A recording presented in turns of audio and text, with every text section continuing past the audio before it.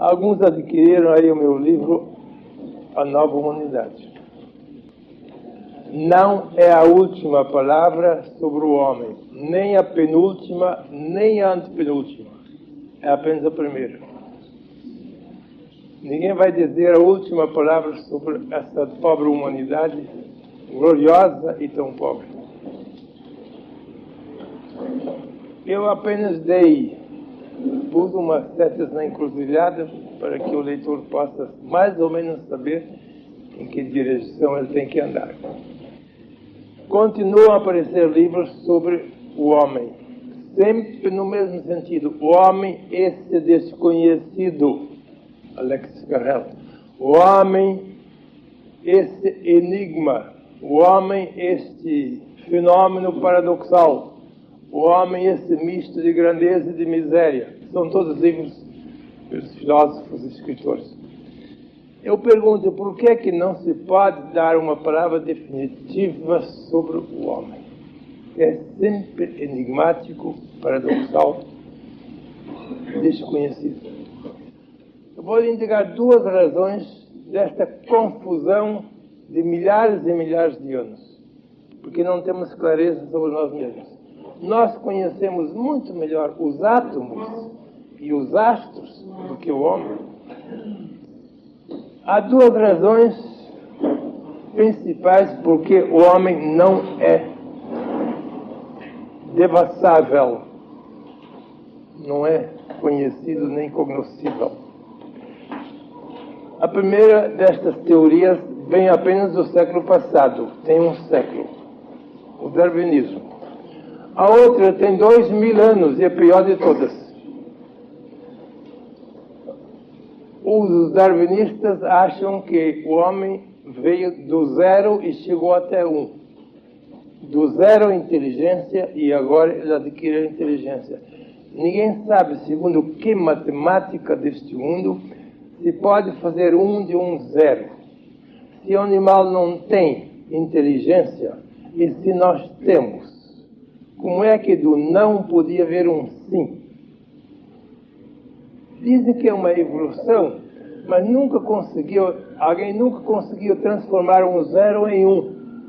Vocês podem multiplicar zeros, adicionar zeros, nunca vão ter um. Se o animal não tem nem o início da nossa inteligência, como é que a nossa inteligência podia vir do zero inteligência do animal? Vocês vão dizer, mas o animal tem inteligência. É claro que ele tem, mas não tem a nossa. Ele tem inteligência biológica. Nunca saiu daí. Nós temos uma inteligência analítica inteiramente diferente. O animal sabe o que ele tem que fazer para arranjar comida e para se multiplicar. Estas duas coisas ele sabe, inteligência biológica. Nós, os seres humanos, calculamos a distância entre a Terra e o Sol e os astros. O animal nunca fez isto. Nunca se interessou para saber que distância vai daqui ao Sol. Nunca calculou a velocidade da luz. Nunca fez nada disto que nós fizemos. Nunca. E o animal tem os melhores mestres hoje em dia. Imagine, vocês vão a um circo. Que coisas maravilhosas fazem cachorros e elefantes e focas e outros animais. Até andam de bicicleta e tudo. Parece que ele tem mesmo a inteligência. Vocês largam o animal para o mato e daí a pouco perdeu tudo. Ele não continua a intelectualizar-se. Por que não? Porque aquela inteligência que ele demonstrava no circo não era dele, era nossa, grudada nele. Nós grudamos a nossa inteligência, isso chama de treinamento.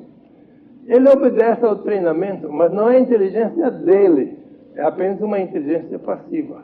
Ele aceita porque nós o recompensamos quando ele trabalha bem e castigamos quando trabalha mal. Então ele sabe, eu tenho que trabalhar bem, senão eu apanho. Isso é a inteligência dele. Vai para o mato e perde tudo. Ele não continua a sua cultura intelectual com os melhores mestres que ele tem hoje em dia. Nós não tínhamos nenhum mestre. aparecemos aqui na Terra sem nenhum mestre. E arranjamos tudo por nós mesmos. Quer dizer que são duas inteligências muito diferentes. Inteligência biológica do animal e inteligência abstrata e analítica do homem. De maneira que não podemos dizer que a nossa inteligência tenha vindo deles, do animal.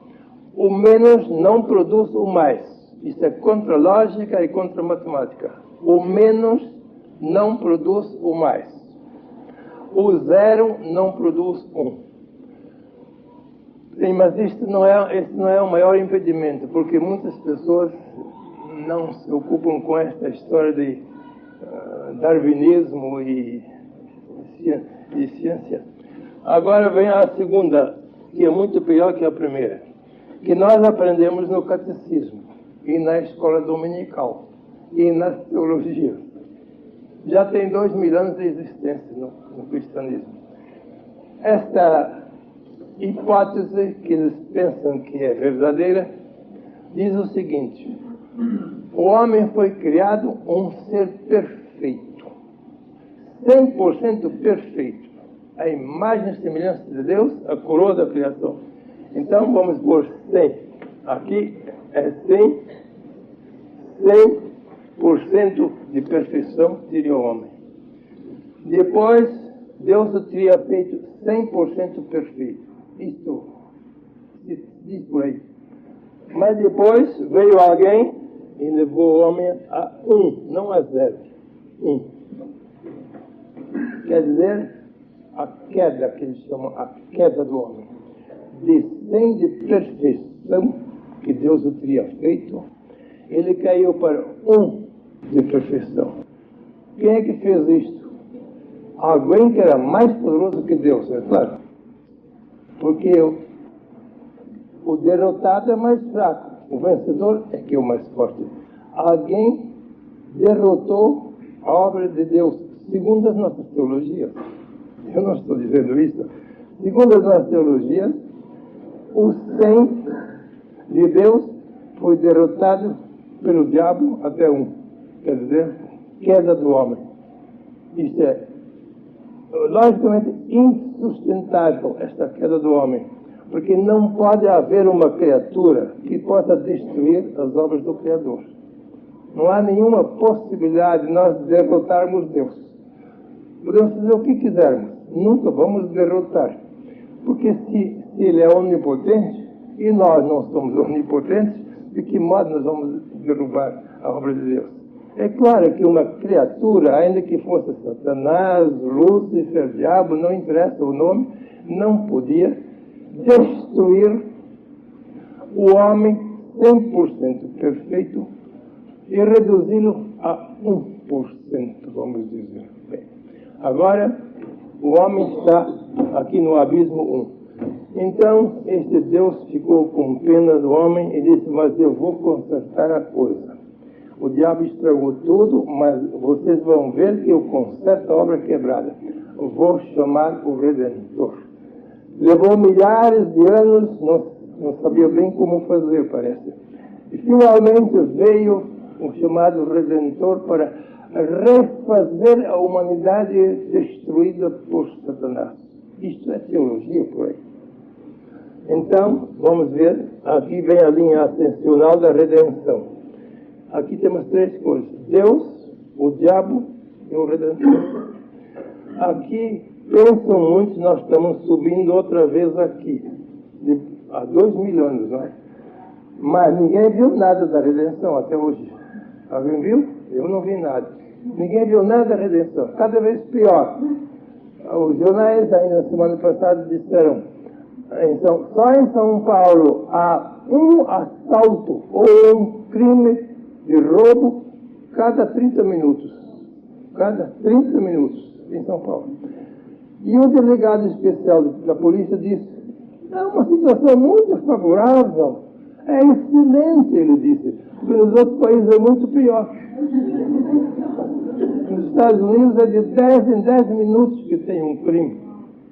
10 em 10 minutos, a média, de um crime. E nós só de 30 em 30 minutos. Temos muita vantagem ainda. Isso é redenção? Que espécie de redenção é esta? Isso é no mundo cristão, não no mundo pagão. No ocidente cristão, porque 1/3 da humanidade diz que são cristãos. 1/3. Os 2/3 são da Ásia, são brahmanistas, budistas, shintoístas e assim por diante. Agora, se houvesse redenção, nós não víamos tantos hospitais, e tantos hospícios e tantas penitenciárias por toda parte, que é o estado maior da nossa miséria, mas o exército está aqui afora, e fora. O estado maior está nos hospitais, nos hospícios e nas penitenciárias. O exército está aqui fora, somos nós. Isso não é índice de redenção. Não houve nenhuma queda e não houve nenhuma redenção. E da experiência que nós temos, não houve. Então, todas estas teorias que Deus teria feito o homem 100% bom e perfeito, imagem e semelhança de Deus, veio uma criatura poderosa e derrubou, e depois veio um enviado de Deus, quis consertar a obra, mas não há nenhum indício disto depois de 2000 anos. Não se pode dizer que haja redenção. Essas 3 coisas são negativas. O homem seria um objeto feito por Deus. Quer dizer, Deus fez o homem 100% bom. 100% bom. Quer dizer, o homem é um objeto desta feitura de Deus. Depois, o diabo o derrubou também. O homem, mais uma vez, é um objeto passivo. Como é que não tem vontade própria? Aqui ele não se fez. E aqui ele sofreu 2 negativos. Aqui, o homem só tem que aceitar, ele não faz nada. E aqui, outra vez, aceitou a derrota. E até aqui também, tudo negativo. Tudo heteronomia. Ele não faz nada. Deus faz, o diabo desfaz, e o Redentor quer refazer e não consegue. Esta é a história que nós contamos da humanidade. Não podemos aceitar nem a primeira, nem a segunda teoria. Essa é a mais antiga, 2000 anos. Aprende no catecismo, na escola dominical, que foi assim, interpretando mal os livros sacros. Os livros sacros não têm culpa disto. Moisés não é responsável por isto. O Gênesis não é responsável por isto. A nossa interpretação é que é responsável por isto. Então vamos abandonar também esta segunda teoria. Dizer que o homem era 100% perfeito e ficou 1% imperfeito, e alguém o queria fazer outra vez perfeito e não conseguiu nada. Isto não podemos aceitar. Temos que tentar uma terceira alternativa. Vamos começar com 1 e não com 100. 1%. E daqui vamos traçar uma linha ascensional em zigue-zague, assim, a ver se chegamos aos 100. Esta é a única coisa razoável que podemos aceitar. O homem foi feito muito imperfeito desde o princípio. Não foi feito 100, ele foi feito grau 1 de perfeição. Há pouco um grande pensador dos nossos dias disse: Deus fez o homem. Deus criou o homem o menos possível. É isso aqui. O menos é 1. Não podemos descer abaixo de 1 se não caímos no 0. Deus fez o homem o menos possível, para que o homem se pudesse fazer o mais possível. Isto é uma formidável filosofia razoável. Quer dizer, o homem não apareceu na face da terra como um homem perfeito, um tipo Cristo. Não. Ele apareceu como homem, não como animal. Apareceu como homem imperfeitíssimo. 1 grau de perfeição humana. 1 grau. E ele tinha ordem de subir de um para onde quisesse e pudesse. Vamos dizer até 100 como máximo. Nós não estamos lá no 100, é claro. Estamos por aqui, talvez, zigue-zagueando por aí, altos e baixos, vitórias e derrotas, luz e trevas, tudo na nossa vida. Mas ele começou com o grau 1. Mas este homem, no Marco 1, foi dotado de uma coisa misteriosa que os animais não têm. Nenhum animal tem isto: livre-arbítrio. A possibilidade de ser melhor e a possibilidade de ser pior do que é. Vamos dizer, isto foi feito no grau 1. Ele pode subir acima de 1, 2, 3, 4, 5, até 100, e também pode ir abaixo de 1. Ele pode. Isso se chama livre-arbítrio. Livre-arbítrio. Quando ele é o próprio causador do seu destino. Quando a causação vem de fora, então não há livre-arbítrio. Nos seres infra-humanos não há livre-arbítrio, porque eles são objetos passivos e nós somos o sujeito ativo. Lá fora de nós tudo é alodeterminismo e em nós a autodeterminação. Essa palavra autodeterminação, contrário de alodeterminismo, é melhor do que dizer livre-arbítrio, porque muitos não compreendem o que é livre-arbítrio. Nós somos autodeterminantes. Nós podemos ser melhores do que somos e podemos ser piores do que somos. Moralmente, espiritualmente, não estamos falando no plano físico. Mas onde há livre-arbítrio, nada é previsível. Onde há livre-arbítrio, vocês não podem prever nada, nada, nada. Vocês podem dar a educação que quiserem a seus filhos e seus alunos, vocês nunca têm certeza que eles vão aceitar ou rejeitar. Não é possível saber. Porque onde há livre-arbítrio, tudo é imprevisível. Não se sabe se um apóstolo vai ser um traidor, Judas. Também não se sabe se um Saulo, perseguidor do Cristo, vai ser o maior apóstolo do Cristo. Isso não se pode prever. Quem é que podia prever o que Judas fez? Quem é que podia prever o que Saulo de Tarso fez? Não se pode dizer mais que em diante. Quer dizer, livre-arbítrio aqui, livre-arbítrio acolá. Para o mal e para o bem. Tudo é imprevisível. Então, ao homem no grau 1 foi dado uma coisa estranha que nós chamamos a possibilidade da autodeterminação para o bem ou para o mal. Vamos chamar positivo e negativo. Foram-lhe dadas duas possibilidades. Vamos dizer que o positivo é o bem e o negativo é o mal. Estas duas coisas existem em qualquer ser humano normal. Nós não estamos falando das anormais. A não anormal existe. Quer dizer, o homem, pelo poder da sua criatividade, chamado livre-arbítrio, da sua criatividade, ele pode traçar o seu destino. Ele pode fazer-se melhor do que foi feito e ele pode fazer-se pior do que foi feito. Quer dizer, o itinerário começa no ponto mais baixo. Mais baixo que 1 não existe, então é 0. 1 é o mais baixo. Então o homem começou aqui,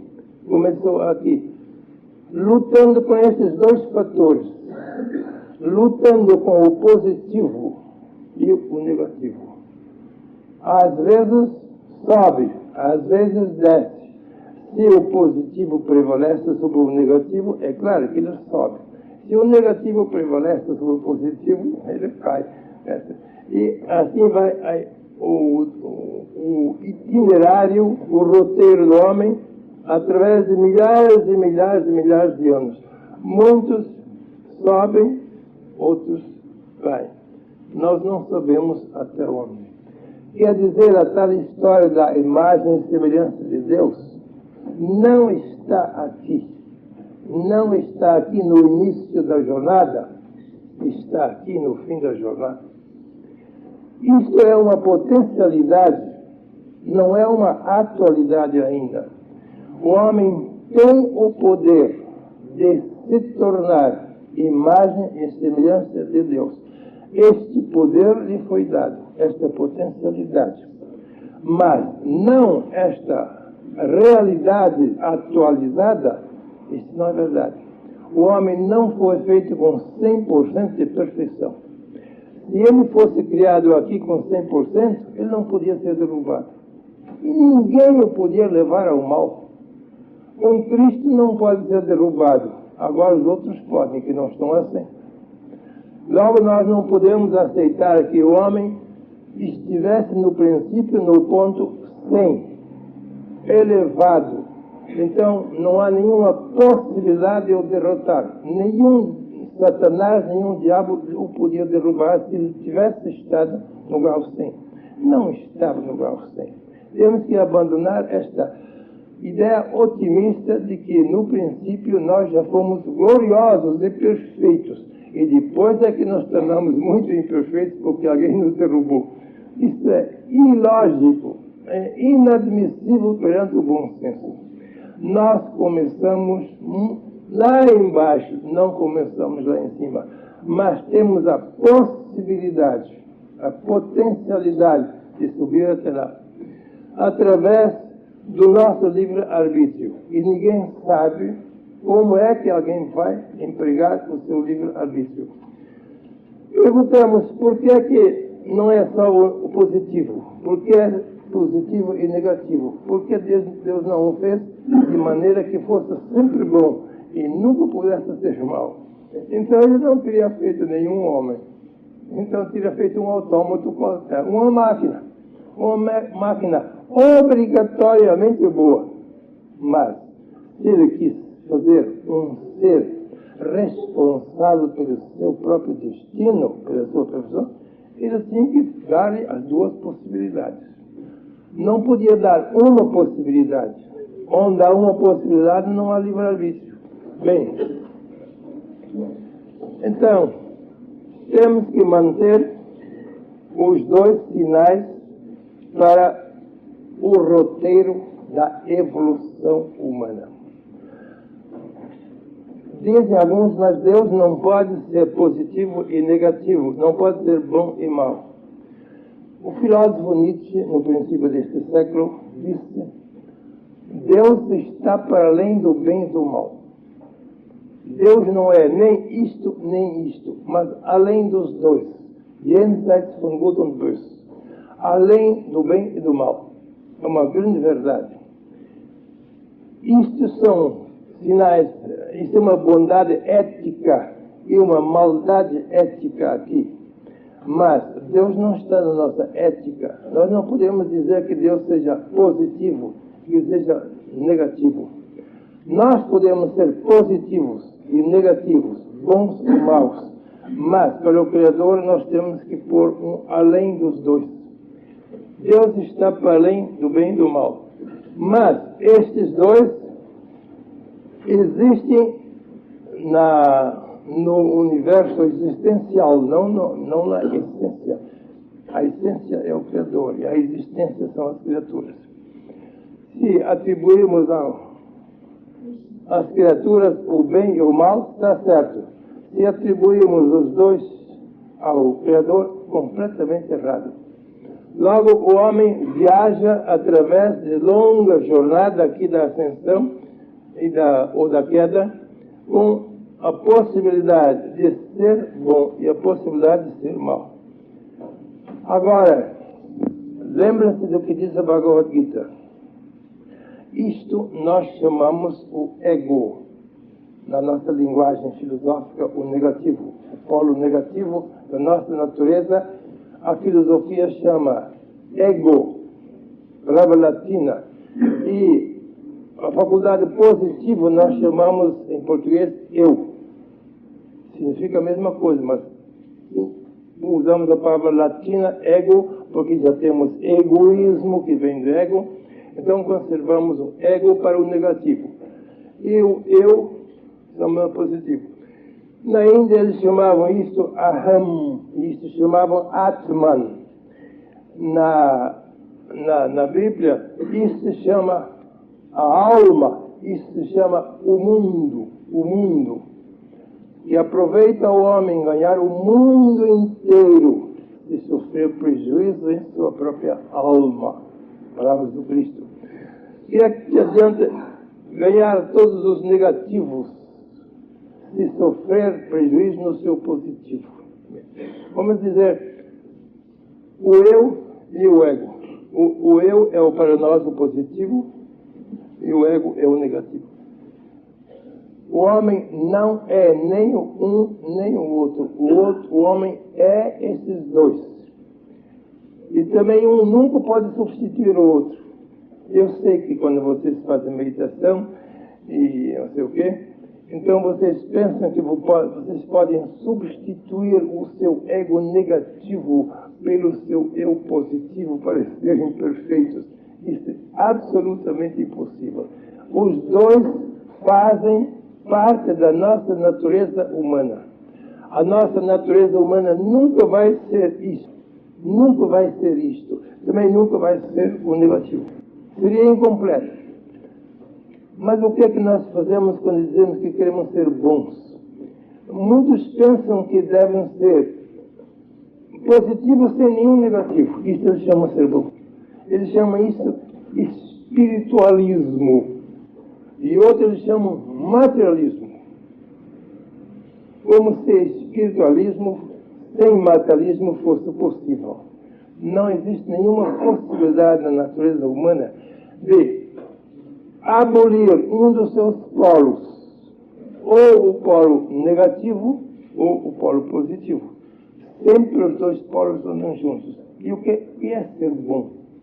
O ser bom não é ser isto. O ser bom é isto, mas perfeitamente equilibrado. Quando alguém consegue estabelecer perfeita sintonia e uma síntese perfeita, uma perfeita harmonia entre o seu polo positivo, eu, e o seu polo negativo, ego, então ele é bom. Não é abolindo o ego que ele é bom. Não, senhor. Harmonizando um polo com outro polo. Porque esses polos não são contrários. Nós sempre pensamos que o positivo é o contrário do negativo. Não é verdade. Em toda a natureza não existe contrário. Não existe idêntico nem contrário. Só existe complementar. O negativo é complementar para o positivo. E o positivo é complementar para o positivo. A complementação se chama a síntese. Não há antítese. Isto e isto não são antítese positivo e antítese negativo. Eles são complementares. Um deve completar o outro. Nenhum deles é perfeito, nem o positivo, nem o negativo. Perfeito é só a harmonia entre os dois. A harmonia consiste em que o eu, que nós chamamos de positivo, integre em si o ego. Isto é ser bom. O eu maior, sinal para maior aqui, sinal para menor aqui, que o ego se integre completamente no eu. Uma completa integração. Não uma extinção, não uma abolição, não uma substituição. Isso não é ser bom. Uma harmonia entre os dois. A harmonia existe. Não há igualdade, mas há integração. Diz a Bhagavad Gita, o ego é o pior inimigo do eu. O ego é o pior inimigo do eu. Mas acrescenta, o eu, porém, é o melhor amigo do ego. Quer dizer, o tratado de paz não é possível de cá para lá, mas é possível de cá para lá. O eu pode fazer um tratado de paz com o ego, mas o ego nunca vai fazer um tratado de paz com o eu, porque ele pode ser integrado, mas não pode por si mesmo fazer o que o positivo faz. Paulo de Tarso, no primeiro século, escreve aos Coríntios: o homem intelectual, que é isso aqui, não compreende as coisas do espírito, que é isto aqui, nem porque lhe parecem estultícia. Estultícia é estupidez. Nem as pode compreender, porque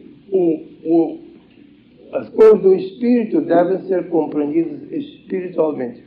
A mesma coisa que a Bhagavad Gita diz. Pode haver um tratado de paz entre os dois, mas o tratado de paz nunca pode partir do inferior, só pode partir do superior. O superior pode integrar em si o inferior. Quando o ego se torna integrável, então ele pode ser integrado. Então há perfeição entre os dois. Quer dizer, isto nós chamamos geralmente a inteligência. O negativo nós chamamos a inteligência e o positivo nós chamamos o espírito. Através de toda a filosofia de todos os tempos vai esta linha dupla, espírito e intelecto. O espírito é sempre positivo, o intelecto é sempre negativo. Se ele é integrado no espírito, ele participa do positivo. Mas se ele não é integrado no positivo do espírito, ele continua a lutar contra o positivo. O ego é o pior inimigo do eu, mas o eu é o melhor amigo do ego. O ego se manifesta principalmente pela nossa inteligência. A nossa inteligência, quando está separada do espírito, da nossa razão suprema, que se chama razão, logos, espírito, então ela luta contra o eu. Somente depois de integrada, ela não faz as pazes, mas aceita o tratado de paz feito pelo eu. Então o homem entrou nesta linha de evolução, positivo e negativo. Aqui ele vai caminhando há milhares de milhões de anos. Nós não sabemos até quando. E pode chegar até lá onde os teólogos o põem no princípio. Toda a diferença está não traçar uma linha vertical aqui, assim como fazem os teólogos, e uma queda para a queda fatal de Adão no paraíso, como diz, não é nada verdade. Ele não estava aqui, ele estava aqui. E tinha ordem de subir rumo ao fim. Uma única vez apareceu neste mundo, parece alguém que chegou até 100. Há quase 2000 anos, alguém que dizia: ninguém me pode arguir de um pecado. Pecado seria a desarmonia entre o ego e o eu, que nós chamamos o pecado. E a harmonia nós chamamos a perfeição. Ninguém me pode arguir de pecado. Quer dizer, de uma imperfeição moral. E também não tinha imperfeição física este homem. Nunca esteve doente. Não morreu compulsoriamente, mas voluntariamente. Se alguém morre compulsoriamente, é imperfeito. Nós todos morremos compulsoriamente. Ninguém morre porque quer. Nem os suicidas. Eles também não morrem porque querem. Porque estão transviados aí e se suicidam. E os outros homens que não são suicidas não morrem voluntariamente. Podem morrer resignadamente, mas não voluntariamente. Nós somos obrigados a morrer ou por um acidente, ou por uma doença, ou pela velhice. Não há nenhuma escapatória disto aqui. Morremos todos compulsoriamente. E entre o nascimento e a nossa morte, quantas coisas compulsórias existem? Doenças são todas compulsórias. Nós não queremos uma doença, mas a doença vem contra a nossa vontade. Quer dizer, o nosso corpo é imperfeito, a nossa vontade é imperfeita, a nossa inteligência é imperfeita. Erramos muitas vezes, que são fraquezas da inteligência. Queremos mal, são fraquezas morais. E somos sujeitos a doenças desagradáveis. Somos imperfeitos no corpo, na mente e nas emoções. Se chegássemos a 100, como temos ordem de chegar, não teríamos nenhuma dessas imperfeições. Raras vezes um homem chega até 100. Parece que no Antigo Testamento, Moisés foi uma espécie de precursor de Jesus, do Cristo, porque dele não consta uma doença. A Bíblia nunca fala de uma doença de Moisés, que viveu 120 anos, diz o texto, em perfeita juventude. Viver 120 anos como os nossos, os anos nunca mudaram, em perfeita juventude, não é natural para o nosso estado, porque nós envelhecemos pouco a pouco e não podemos ficar 120 anos em perfeita juventude. Nunca se fala de uma doença dele. Também não foi morto compulsoriamente. No fim dos 120 anos, diz o texto, chegou ao fim da jornada entre o Egito e Canaã, subiu ao Monte Nebo e nunca mais voltou. Foram procurá-lo, nunca ninguém achou o cadáver de Moisés e nunca viu o túmulo dele, que não existe, porque ele não virou o cadáver e não teve túmulo. Quer dizer, não morreu. Isto seria a vitória máxima desta jornada. Não estar sujeito a uma morte compulsória e não estar sujeito a doenças compulsórias também. Poder transformar o seu corpo material numa outra espécie de corpo, que vamos chamar astral por enquanto. Astral é pura energia. A energia é invisível. Matéria é visível, tangível, etc. Nós temos um corpo material e não temos o poder de transformar, no fim da vida, o nosso corpo material num corpo imaterial, num corpo energético, num corpo astral, porque não estamos no termo da nossa jornada. Aqui no meio da jornada não se pode fazer isto.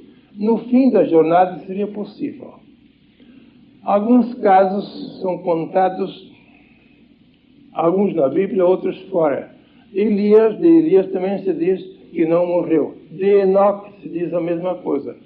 E depois de Moisés. Mesmo em nossos dias ainda há casos destes. Quem leu este livro maravilhoso, Autobiografias de um Yogi, de Paramahansa Yogananda, sabe que na Índia há diversos séculos aparece e desaparece um grande yogi, o Babaji, que se desmaterializa, astraliza e se rematerializa quando ele quer. Reúne os seus discípulos lá no Himalaia, dá-lhes instruções durante um mês, depois se desmaterializa completamente.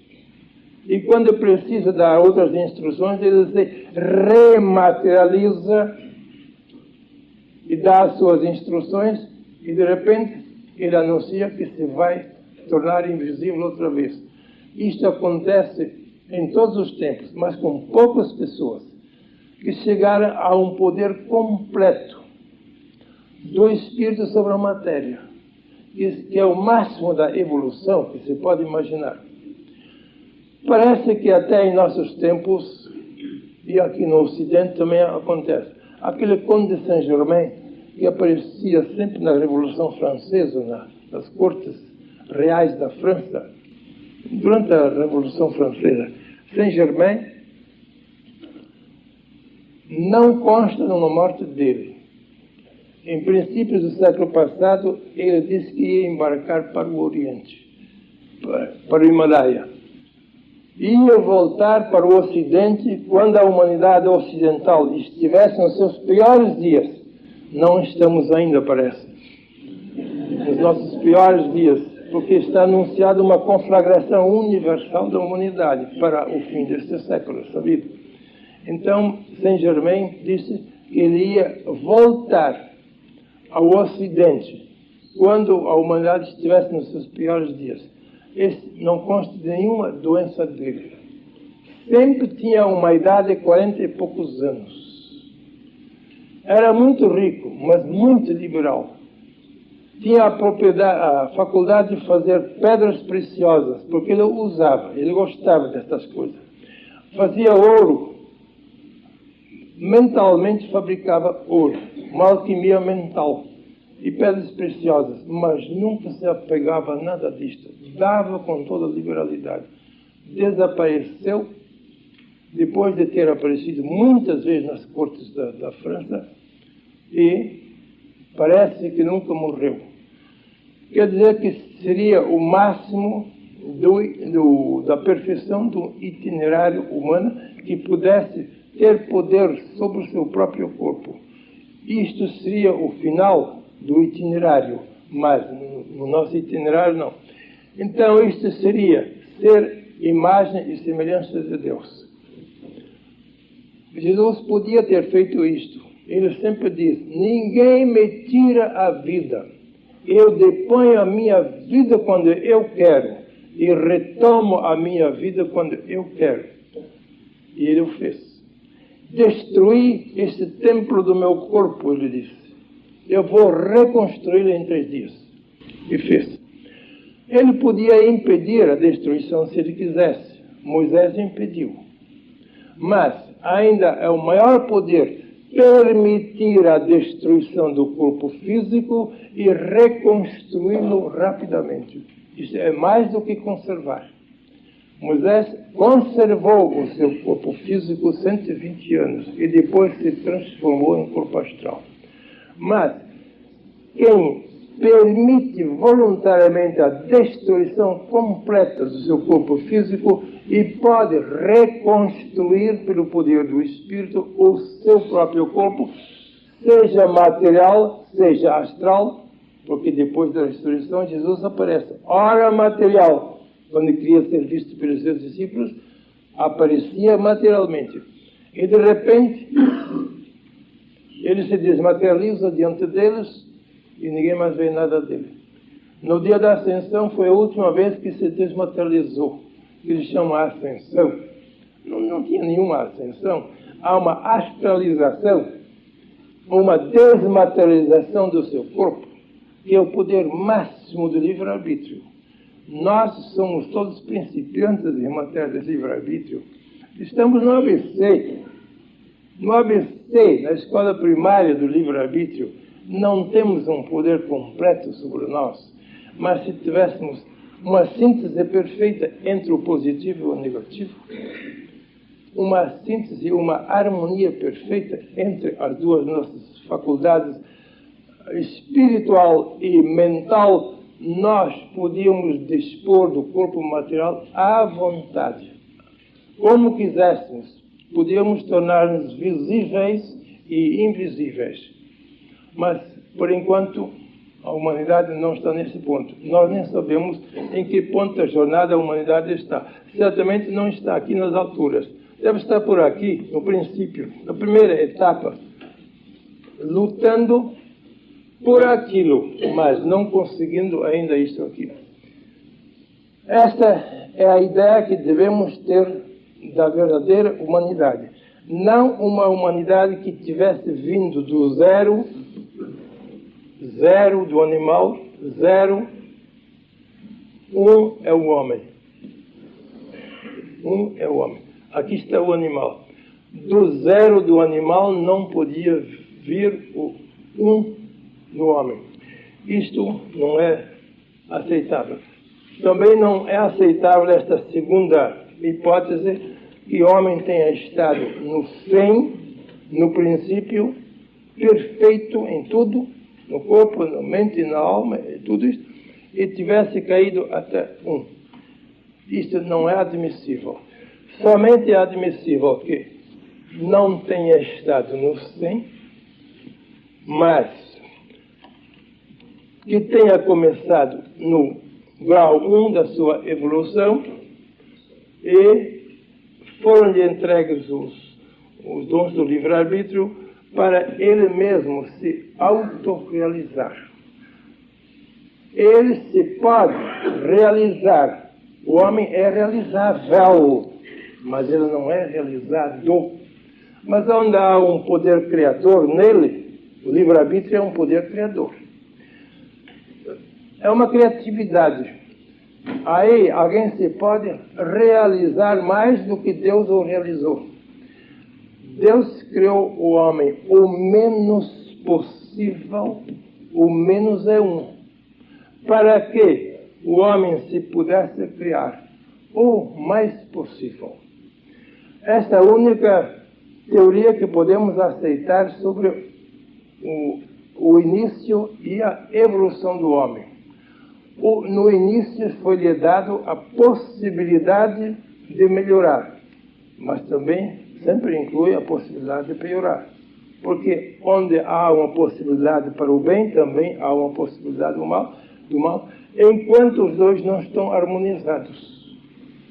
Quando os dois se harmonizarem perfeitamente, em harmonia, então o homem é perfeito, mas não é sem o negativo. A perfeição não quer dizer o positivo. A perfeição é a síntese perfeita entre o espírito e a mente, entre o positivo e o negativo, porque toda a natureza é feita assim em dois polos. Vocês não podem me indicar uma coisa na natureza que não seja bipolar. Vejam, os átomos são bipolares. É próton positivo e elétron negativo. No mundo sideral é atração e repulsão. Na eletricidade que temos aqui, nós não teríamos luz se não tivéssemos dois polos aqui. Com um polo vocês não podem acender uma lâmpada, só com dois polos. Quer dizer, com o polo negativo, que vem da usina, e com o polo positivo, que também vem da usina, nós podemos ter luz, calor e força. Toda a nossa indústria está baseada nisto. A nossa indústria é cheia de dínamos. O dínamo é positivo e negativo, dá força. Um aquecedor na cozinha ou no chuveiro é positivo e negativo, e dá calor. E na lâmpada nós temos os mesmos positivo e negativo, e dá luz. Quer dizer, isto é uma regra universal da natureza. No mundo orgânico há o masculino e o feminino, que são os dois polos. Não pode haver continuação da vida só com o masculino, nem só com o feminino. Só o positivo não dá, e só o negativo não dá. Os dois combinando-se, aí dá a continuação da vida em forma do filho. Toda a natureza é bipolar. E o homem não seria bipolar? Nós não podemos dizer que nós temos só um polo. Nós temos dois polos. Nós temos o polo do eu e o polo do ego. Mas estes dois não devem ser hostis um ao outro. Um não deve combater o outro. Esse é o nosso mal. Nós sempre queremos eliminar um dos dois. Os materialistas querem eliminar o espírito. E os espiritualistas querem eliminar a matéria e a mente. E são tentativas antinaturais. Contra a natureza nós não podemos fazer nada. Temos que descobrir o modo.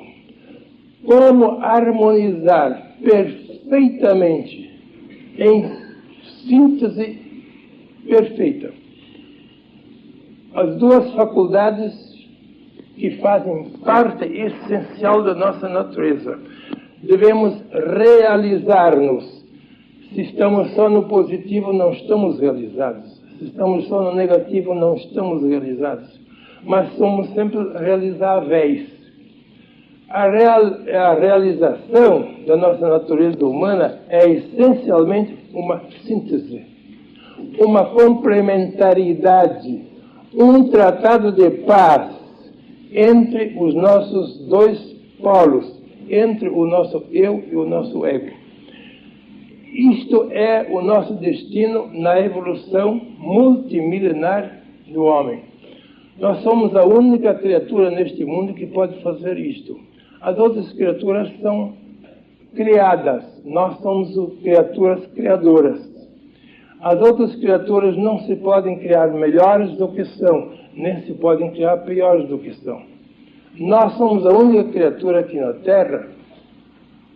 na Terra, não sabemos se em outra parte há outros, mas aqui na Terra, do planeta Terra, que temos nas mãos uma criatividade. Podemos determinar o nosso destino.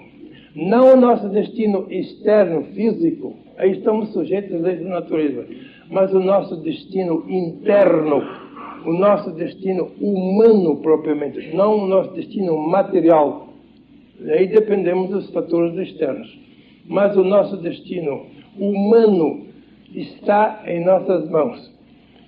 Esta é a única possibilidade de vocês lerem o meu livro e continuarem a construir o que não está no livro. Porque eu não digo que esta é a última palavra que está no meu livro. Nem penúltima, nem antepenúltima. Apenas a primeira.